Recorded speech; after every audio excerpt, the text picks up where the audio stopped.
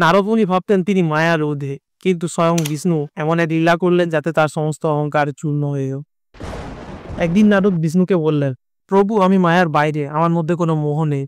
ভগবান বিষ্ণু মুচকি এসে বললেন, ঠিক আছে দেখাই যাক। তারা এক মরুভূমিতে পৌঁছালেন। সেখানে প্রচন্ড গরমে নারদের তৃষ্ণা পেল। বিষ্ণু বললেন, সামনের গ্রামে যাও, জল চাও। সেখানে নারদ এক অপরূপা নারীর সঙ্গে আলাপ করলেন এবং প্রেমে পড়ে গেলেন। তাকে বিয়ে করলেন, সন্তান জন্ম নিল এবং তিনি রাজা হয়ে গেলেন। বছর কেটে গেল। হঠাৎ এক ভয়ঙ্কর বন্যায় তিনি সবকিছু হারালেন, স্ত্রী, সন্তান, রাজ্য, সবকিছু। তিনি বলে উঠলেন, প্রভু আমাকে বাঁচান। আচমকা নারদের চোখ খুলে গেল। তিনি নিজেকে আবার মরুভূমিতে খুঁজে পেলেন। বিষ্ণু তখন হাসছেন। তিনি নারদকে জিজ্ঞাসা করলেন, কি হলো নারদ, তুমি একটু জল আনতে গিয়েছিলে আর পুরো জীবনটাই ভুলে গেলে? নারদ স্তম্ভিত। তিনি বুঝলেন মায়ের শক্তি থেকে মুক্তি পাওয়া এত সহজ নয়। তার অহংকার ভেঙে গেল। তাহলে কি শুধু ভক্তি করলেই মায়া থেকে মুক্তি মেলে, নাকি ভগবানের কৃপার প্রয়োজন হয়? আপনাদের কি মতামত অবশ্যই কমেন্টে জানান এবং আমার চ্যানেলটিকে ফলো করে ভিডিওটিকে একটি লাইক করবেন।